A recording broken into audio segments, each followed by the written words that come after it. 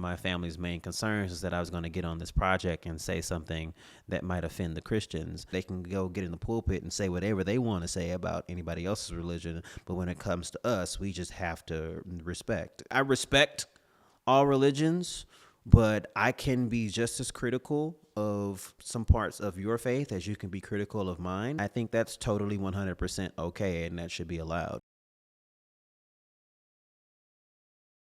Hey y'all, what's up? It is Soorma here. What up y'all? Smalls here. And I am going to be reacting to Smalls' interview with Kat Blaque on navigating Sikhi as a Black queer ex-Christian. The interview and the aftermath is actually what sparked the idea for Black and Sikh. I'm also a Black queer ex-Christian, so this is going to be interesting. This project has been a couple years in the making now. Now that it's finally here, it seemed only fitting to revisit the interview, the video that sort of sparked it all, that inspired it all. Anyways, let's get into it. The other Black Sikhs I know were ready and willing to sort of like just immerse themselves into Sikhi, which also means taking on parts of Punjabi culture, if we're being honest. And I was like, hey, I see you, Punjabi culture. I respect it. I love it. There are a lot of parallels. There are a lot of overlaps, but also Black American is a culture and it's mine, and I don't want to lose it. First off, I am very unashamedly Black. I'm also very culturally diverse. I love exploring other people's culture and taking, parts of other people's culture and incorporating that into my life. I think it's beautiful that way. I think it makes life more interesting. But I'm very unashamedly Black, and I make it very, if it's not already apparent, I make it very extra apparent that I love being a Black person, wouldn't have it any other way. And when I go into Punjabi Sikh spaces, you would not believe how many times people will come up to me and be like, nah, don't do that. Don't say that. You're not Black anymore. You're Sikh now. What the hell does that even mean? I'm just like, do me and you follow the same guru? Do you read Gurbani? Where are you getting that from? Which is that on? Which is that on? Because, honey, I've done a Saj part. I've read the entirety of Guru Granth Sahib Ji. I ain't ever read that part. Would you please refer me to the the Shabad, where it says, in order to be a Sikh, you got to give up your culture. You got to give up part of who you are to be a great part of who you are to be a Sikh. The last time I checked, Gurbani says if you want to be a Sikh, you got to accept the fact that your life is not permanent and that you're going to die. And number two, give up your head. That's the only thing that I've ever read. I ain't read nothing about sacrificing blackness or nothing. But you know what? I'm done with y'all. I'm so done with y'all. Y'all gonna make me cuss. So I left it thinking I would just do the I'm spiritual but not religious. Like I would go that route. But it didn't really work for me, or I didn't feel like it was working for me. I wanted more. I wanted community, I wanted some structure, I wanted fellowship. I finally had the relationship with God that I wanted, but I wanted the rest of it, the stuff that I remembered from Christianity that I loved, going to church and being around people and having somebody to talk to and having Bible study. Yeah, I understand now why I needed the fellowship and the community. In large part, it's about accountability, right? To help me sort of stay grounded and stay on the path that I want to be on in terms of my faith practice. That's not the only reason I really wanted to find a new religion, but that is a large part of it. I felt like, oh, okay, my relationship with God is finally where I want it to be. How do I stay on this path? And I tried to do it. I tried to go it alone for the longest. And I'm not a solo person. I prefer group projects. I know that's weird. I know a lot of people don't like them. I like group projects. Okay. I like being in community with like-minded individuals and I like accountability partners and accountability buddies and things like that. That's how my brain works. I understand it a lot better now. That's the main reason I was looking for a new religion and decided not to just do the I'm spiritual, but not religious. I don't believe in organized religion. A lot of people say all organized religions are the same. Well, I'm biased. I don't believe that. I believe that Sikhi is different. I think it's one of the few that are different, that is different. But I understand why people say that. I think a lot of people don't know about Sikhi, and I think even some that do will probably still say all organized religions are the same. And while I disagree, I do think most of them are the same. Most of them have the same fundamental flaws, and that was part of the problem. That's why I was struggling so much with finding a new one, because it was sort of like trading one issue in for another, right? One issue that I couldn't reconcile with another issue that I couldn't reconcile, or that doesn't work for me. So I really was grateful to find Sikhi. And most Sikhs are brown. It was actually founded in India. Okay. So in the northern part of India in Punjab, right? So it was actually brought to the West or introduced to the West by Yogi Bhajan, who was a yogi master who came out here to LA. And of course, there were already Sikhs living out here in the West, but he brought it out here and actually began teaching it. I know we kind of don't talk about Yogi Bhajan no more after you know what happened, but I think it's a point to make that how majority of people who were not Punjabi came in contact with Sikhi was through Yogi Bhajan and through Sikh Dharma International and through 3HO. But I would also love to make it a point that not every person, not every non-Punjabi person got exposed to Sikhi through 3HO or through Sikh Dharma International. I was actually exposed to Sikhi through world religions class in high school, and then also watching vines of Just Rain and, Rupanbal and, various people who were Sikhs on social media, and that's how I got my exposure. And from like people like Daler Mindi and the Tunak Tunak Tun video and stuff like that. That's how I got my exposure to like seeing Sikh people. I didn't even know Sikh Dharma International was a thing. I didn't even know that there were other Black Sikhs and other non-Punjabi Sikhs like that until I learned about Sikh Dharma International a little bit later on. But it's still regardless of the recent scandal that is happening, I'm still grateful that there was still an influence of Sikhi onto other people through certain mediums. But I was raised Baptist in California, so it's a little bit different than Okay, Southern. so you're like a little chill. A little bit chill, a little almost progressive. non-denominational. Yeah. Like it was okay to wear pants in church, and like it was a little bit more chill. It was a very youth-driven, focus. So see, I was raised in the South. I was born and raised in Galveston, Texas.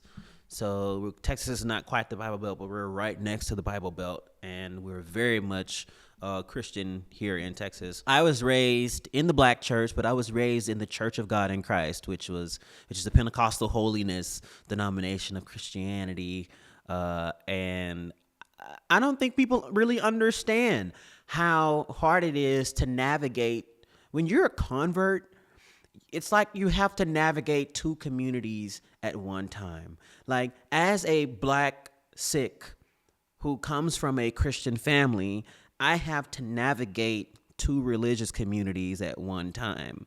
I don't necessarily come in contact with, my old church members. But before I was a Sikh, I was a church member, and I was a very active church member, very loved church member. All my family is Christian. And so it's like it's a weird experience. When I go to Sikh events, everything is Sikhi. But when I come back home and I go to family events, everything is Christianity. They say grace over the food in a Christian way, and it's just everything is just based that way. And I don't think people understand that it is a very, very challenging, very unique experience to have to navigate two religious communities, two very different religious communities with very different beliefs at the same time. And then you have to deal with problems from both. You have to deal with the problems that you get from the Sangat, and then you have to deal with the problems that you have from your family not necessarily being supportive of your decision to convert to another religion. But we have an extra layer to our cake that we have to eat. And I'd given up, and I was just kind of playing around online one day, and I Googled like, what religion should I be, or how to know which religion, something like really silly. And a quiz popped up. And I was like, which religion are you? Like, which religion should you be? And it was a list of like questions. It was a little bit more sophisticated than a BuzzFeed quiz. And with all your like ideologies and your core beliefs and your values and what's important to you. And not just like, do you believe, but how important is this belief to you? Is this something that is like negotiable for you or not negotiable? And Sikhi, I took the quiz multiple times because I was so surprised by the results, but Sikhi was always in like the top 3. Bro, those online quizzes are like pivotal moments in people's life. You don't even really understand, bro. Like the first time I Googled the "Am I gay?" quiz, like, and took it, it's like, you know you are. You just need something to tell you. I looked it up. I was like, Sikhi with the brown folks and the turbans? Like, I don't know. Really? That's the one that's like for me? And I read it. And even in reading it, I just kept going to other sources because I couldn't believe, like, it sounded too perfect. That is how I felt. I felt like it was too good to be true. Like, the more I read, the more I felt like I'm gonna find out something that's gonna make it impossible for me to practice this faith. Like, I just kept waiting for the other shoe to drop. And even when I was like telling my friends and the people closest to me at the time about it and like where I was in my journey, I said, I was like, I'm gonna practice this for a year, because I felt like I needed, before I like declared I am this religion, or before I went through the process of converting, I wanted to make sure that it was right. And I was just really convinced that I was gonna discover something that was going to make this impossible. Like, oh my God, everything is great, but then like, yeah, equality everywhere, but I don't know, like, but Black women can only, I don't know. I really don't know what I was expecting. I really don't. But I hadn't come across a religion that seemed like it was that perfect for me, based on all the things that I believed in and what I wanted out of a faith practice. And so it just seemed too good to be true. And so I was like, all right, I'm gonna give it a year before I even convert. By the time I got to 8 months, I was like, all right, I'm in. I didn't even make it. How have Black people reacted to you being Sikh? So when I told my mom, first I had to tell her I wasn't Christian. So I describe it as like coming out of the religion closet.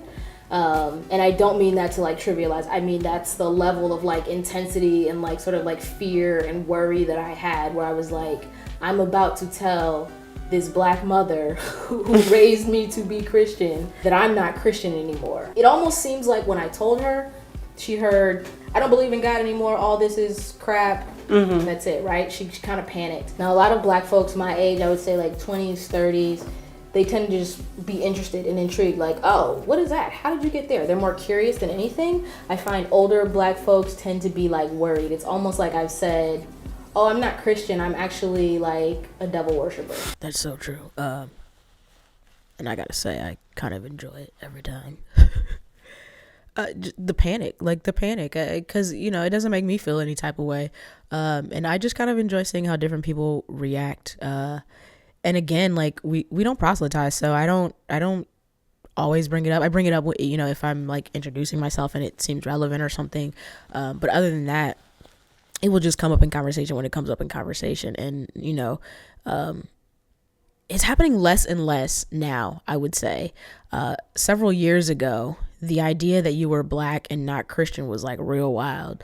And then it was like, oh, are you Muslim? You at least still believe like in God, like an Abrahamic religion. Like so you Muslim?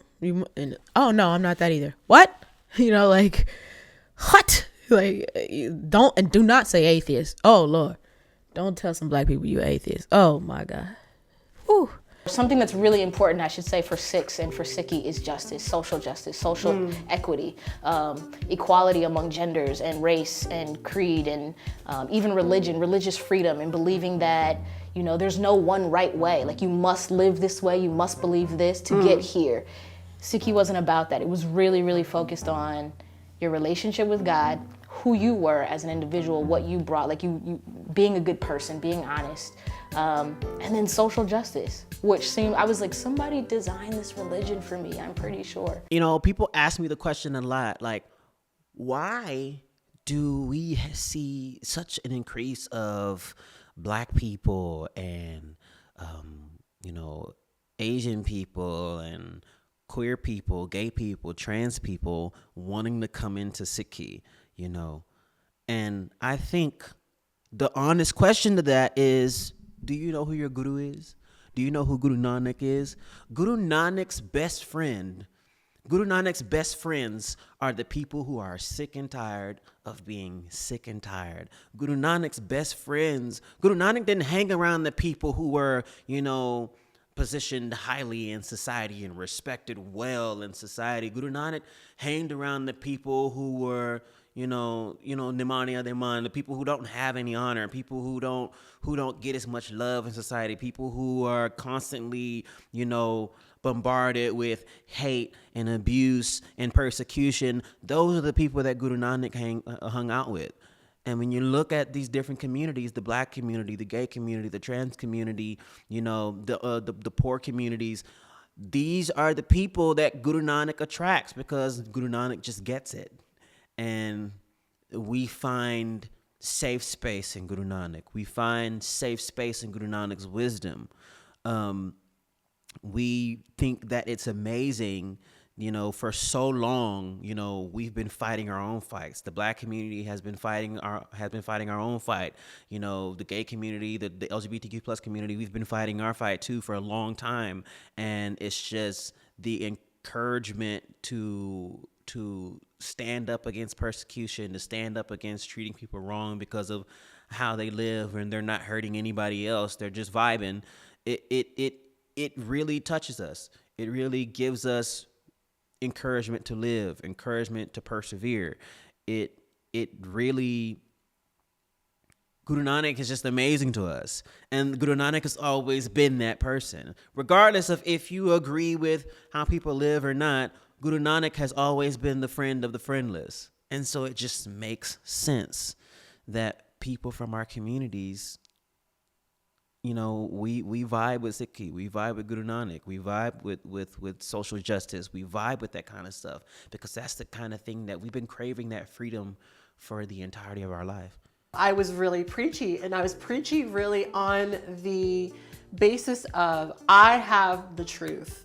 This is the absolute truth. Absolutely. There is no other truth. Yeah. And that's that. And as great as it would be if things were another way, this just is the truth. It's like religious elitism. Mm-hmm. Yep. I think it's really interesting because this is the case for most Christians, because this is what Christians believe in. Like this is what Christianity teaches, that Christianity is the way, the truth, the light, the only way. And you if you do not do XYZ, you go to hell. Like that's it. It doesn't matter if you live in some remote part of the world and you never hear about Christianity or Jesus at all. Too bad. You go to hell. Also, the worst person in the world, serial R-worder, serial murderer, they can live whatever abhorrent life they want to live. And then if minutes before they pass, they do the thing that you're supposed to do as a Christian, which is confess and say that you're saved and say that you believe blah, blah, blah, then you go to heaven. Excuse me, what? Excuse me, what? Why am I in heaven with a serial killer and R-word? What's happening? Why would I don't, that, nope, that doesn't work for me. That's nope, that's not gonna work. I'm okay. No, I'm a pass on that. Religious elitism is definitely a thing. One of the main problems, kind of this project is already kind of causing just a tad bit of problems within my family, because my family is very Christian, and Christians have this sense of we follow the one true religion, so we get to say whatever we want to say, and you follow a false religion, so you just have to deal with it. And some of my family members' main concern is that I was going to get on this project and say something that was going to be disrespectful or offensive to Christianity. And I kind of don't care, because I remember growing up in church, getting in Christian spaces. Christians will openly get behind the pulpit, call gay people perverts, call everybody else your religion is false. They'll get up there, they'll say things about Buddha, they'll say things about Allah, even though Allah literally means God, and it's the same word in Aramaic as it is in Arabic, but that's a different topic for a different conversation. They'll say things about Muslims, they'll say things about negative things about all these different religions, and it's okay for them to do it in their space, but when I get in my Sikh space around Sikh people, I'm not allowed to do the same thing, because they might feel bad about it. It's that sense of elitism. It's the same feeling, everybody has privilege, in some way, shape, or form. And religious elitism is definitely a form of privilege that people have here in the United States of America, especially down here in the South, in the Bible Belt. If you made it this far in the video, thank you. I appreciate that. Before I did this video, I wanted some way to be able to answer more questions that I got on a regular basis from Black people who were interested in Sikhi, or anybody who had questions about, being Black and Sikh. That's really what sparked the idea for this to really be my next advocacy project, and I'm glad it did. If you're not familiar with Kat Blaque, you really should go check her out. Kat Blaque, BLAQUE. We'll put the name on the screen. You should check out anything that she's doing. Icon, legend, YouTube vet, been doing it since Ben. So I'm really grateful to her for not just having the idea for the series, the Just So You Know series, but also letting me come on and share my story. And then most importantly, for being such an amazing interviewer. Off the cuff, no notes. I have no idea how much she prepared for it. But again, the follow-up questions, it was perfect. It was conversational, helped to ease a lot of the anxiety that I had. Again, thank you for checking this out and staying tuned this long. If you have any questions, hit us up at Black and Sikh, BLACKxSIKH on any platform, same username everywhere. And we look forward to seeing where this journey takes us as we explore the intersection of culture and faith, specifically centering and spotlighting those at the specific intersection of Black and Sikh. Thank you, and see you soon. All right. That was great. Yeah, I will see y'all later.